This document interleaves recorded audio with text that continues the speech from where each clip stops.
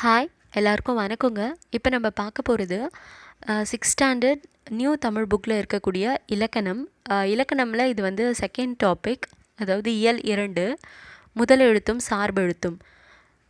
இதில் நம்ம முதல் எழுத்துனா என்ன, சார்பு எழுத்துனா என்ன, அதனுடைய வகைகள் பார்க்க போகிறோம். அதில் ஒரு 2 வகை நம்ம இப்போ பார்க்கலாம். சார்பெழுத்தில் ஃபஸ்ட்டு பாருங்கள், எழுத்துக்களை நம்ம 2 வகையாக பிரிக்கலாம். என்னென்னா முதல் எழுத்து, சார்பெழுத்து. முதல் எழுத்து அப்படிங்கிறது என்னென்னா, அதாவது உயிரெழுத்துக்கள் 12, மெய்யெழுத்துக்கள் 18. இதில் எல்லாத்தையும் சேர்த்திங்கன்னா மொத்தம் 30 எழுத்துக்கள் வரும். இதை தான் நம்ம முதல் எழுத்துக்கள் அப்படின்னு சொல்கிறோம். அதாவது மற்ற எழுத்துக்கள், அதாவது பிற எழுத்துக்கள் தோன்றதற்கு, இயங்குவதற்கு முதற் காரணமாக இந்த முதல் எழுத்துக்கள் 30 தான் இருக்குது. அதனால தான் நம்ம இதை முதல் எழுத்துக்கள் அப்படின்னு சொல்கிறோம். சரிங்களா? அடுத்தது சார்பெழுத்துக்கள். முதல் எழுத்துக்களை சார்ந்து வர அந்த எழுத்துக்களை தான் நம்ம சார்பு எழுத்துக்கள் அப்படின்னு சொல்கிறோம். இந்த படத்தில் கூட நீங்கள் பாருங்கள், அதாவது பெரிய யானை ஒன்று இருக்குது, அதாவது அதுதான் வந்து அம்மா யானை. அதை தொடர்ந்து தான் வந்து அதனுடைய குட்டிகள் எல்லாமே வருது. சரிங்களா? அப்போது முதல் எழுத்துக்கள் அப்படிங்கிறது அந்த பெரிய யானை, சார்பு எழுத்துக்கள் அப்படிங்கிறது அந்த யானை போட்ட அந்த குட்டிங்க. சரிங்களா? அப்போது அந்த யானை இல்லாமல் மற்ற அந்த குட்டிகள் வந்து வந்திருக்காது. சரிங்களா?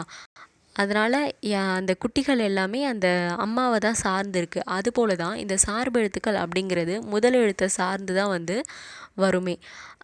சார்பு எழுத்துக்களை மொத்தம் நம்ம 10 வகையாக பிரிக்கலாம். என்னென்னு பாருங்கள்.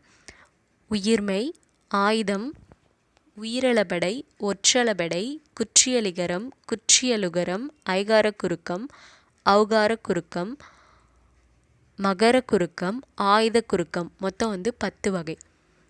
இப்போ வந்து நம்ம உயிர்மை, ஆயுதம் இந்த 2 சார்பு எழுத்துக்கள் மட்டும் பார்க்கலாம். அடுத்து வர வகுப்புகள்லாம் நம்ம மற்றது எல்லாமே ஒவ்வொன்றா பார்ப்போம்.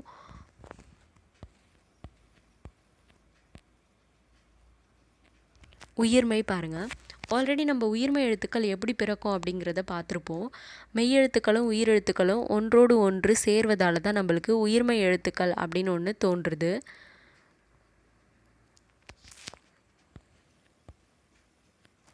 உயிர்மை எழுத்தினுடைய ஒளி வடிவம், அதாவது நம்ம உச்சரிக்கிறோம் இல்லைங்களா, அந்த ஒளி வடிவம் வந்து மெய்யும் உயிரும் சேர்ந்ததாக தான் இருக்கும். வரி வடிவம் வந்து பார்த்திங்கன்னா மெய்யெழுத்தை ஒத்தி இருக்கும். வரி வடிவம் எப்படி இருக்கும் அப்படின்னா மெய்யெழுத்தை ஒத்தி இருக்கும். அதாவது நம்ம உச்சரிக்கிற அந்த ஒளி வந்து உயிரெழுத்தை ஒத்து இருக்கும். எழுதுறோங்க இல்லைங்களா, அப்போ எழுதுகிற அந்த வரி வடிவம் வந்து மெய்யெழுத்தை ஒத்து இருக்கும். ஒலிக்கும் கால அளவு வந்து பார்த்திங்கன்னா உயிரெழுத்தை ஒத்து இருக்கும். ஒலிக்கும் கால அளவு உயிரெழுத்து போல தான். உயிரெழுத்துக்கு குறில்னா 1 வரும் இல்லைங்களா, 1 மாத்திரை, நெடில்னா 2 மாத்திரை. அதே மாதிரி தான் உயிர்மெய் குறில்னா 1 மாத்திரை, உயிர்மெய் நெடில்னா 2 மாத்திரை வரும். முதல் எழுத்துக்களை சார்ந்து வரதால தான் இந்த உயிர்மெய் எழுத்தை நம்ம சார்பு எழுத்துக்களுடைய வகையில் வைக்கிறோம். சரிங்களா? அடுத்தது ஆயுதம்.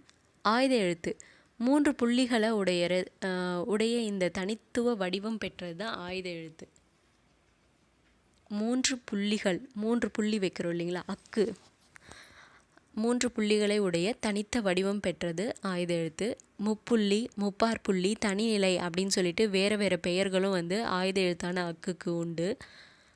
நுட்பமான ஒலிப்பு முறையை உடையது அக்கு, நுட்பமான ஒலிப்பு முறை இதற்கு. அதே மாதிரி தனக்கு முன்னாடி ஒரு குறில் எழுத்தையும் தனக்கு பின்னாடி ஒரு வல்லின உயிர்மை எழுத்தையும் பெற்று சொல்லினுடைய இடையில மட்டும்தான் வரும். முதல்லையோ இல்லை கடைசிலையோ இது வராது. சொல்லுக்கு இடையில மட்டும்தான் வரும். தனக்கு முன்னாடி வந்து பார்த்திங்கன்னா ஒரு குறில் எழுத்து இருக்கும். தனக்கு பின்னாடி, அதாவது அந்த ஆயுத எழுத்தான அக்குக்கு பின்னாடி வந்து ஒரு வல்லின உயிர்மை எழுத்து தான் இருக்கும். சரிங்களா? வல்லின உயிர்மை எழுத்து தான் இருக்கும். அடுத்தது தனித்து இயங்காது.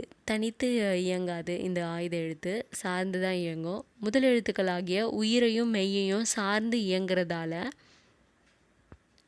ஆயுத எழுத்து வந்து சார்பெழுத்து அப்படின்னு சொல்கிறோம்.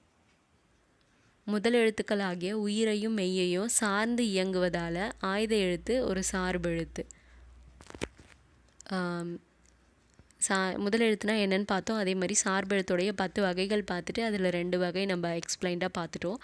நெக்ஸ்ட்டு வேறு டாப்பிக்கில் நம்ம பார்க்கலாம், அதாவது 3rd டாப்பிக்கில். தேங்க்யூ.